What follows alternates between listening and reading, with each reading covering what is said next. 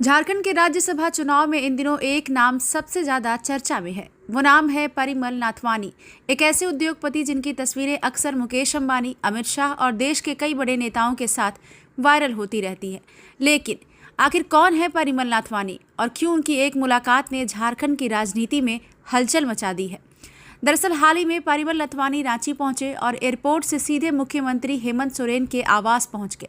करीब आधे घंटे तक दोनों नेताओं के बीच मुलाकात हुई। बाहर निकलने के बाद परिमल नाथवानी ने इसे सिर्फ एक शिष्टाचार मुलाकात बताया और कहा कि राज्यसभा चुनाव पर कोई चर्चा नहीं हुई। लेकिन राजनीति के जानकार कहते हैं कि राजनीति में कोई भी मुलाकात यूं ही नहीं होती। जब राज्यसभा चुनाव सिर पर हो और एक बड़े उद्योगपति और पूर्व सांसद मुख्यमंत्री से मिलने पहुंचे तो उसके राजनीतिक मायने जरूर निकाले जाते हैं। यही वजह है कि इस मुलाकात के बाद अटकलों का बाजार और गर्म हो गया।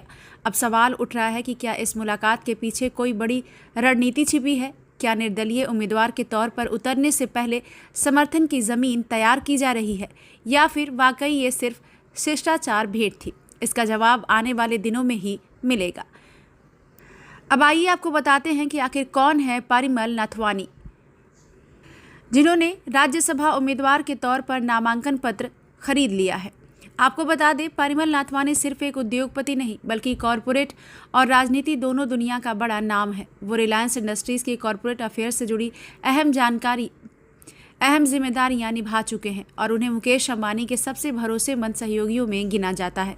कहा जाता है कि धीरूभाई अंबानी के समय जामनगर रिफाइनरी परियोजना के लिए जमीन अधिग्रहण में उनकी महत्वपूर्ण भूमिका रही थी। इसके बाद रिलायंस में उनका कद लगातार बढ़ता गया और आज भी वो अंबानी परिवार के बेहद करीबी माने जाते हैं।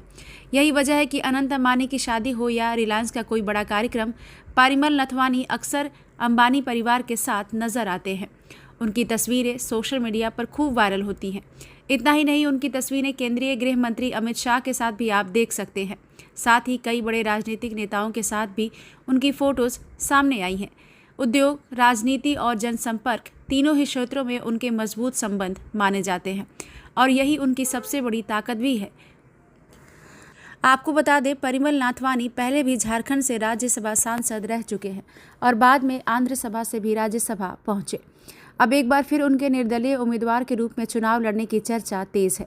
राजनीतिक विश्लेषकों का मानना है कि अगर वो निर्दलीय मैदान में उतरते हैं तो चुनाव का पूरा गणित बदल सकता है, क्योंकि उनके कई दलों के नेताओं से अच्छे संबंध बताए जाते हैं और उन्हें अलग अलग खेमों से समर्थन मिलने की अटकलें भी लगाई जा रही हैं।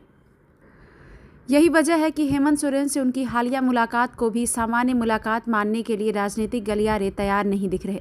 हर कोई यही जानना चाहता है कि आखिर इस मुलाकात के पीछे क्या रणनीति है। फिलहाल परिमल नाथवानी ने इसे शिष्टाचार भेंट बताया है, लेकिन राजनीति में अक्सर असली कहानी कैमरों के सामने नहीं बल्कि बंद कमरों में लिखी जाती है। अब सबकी नज़र राज्यसभा चुनाव पर है।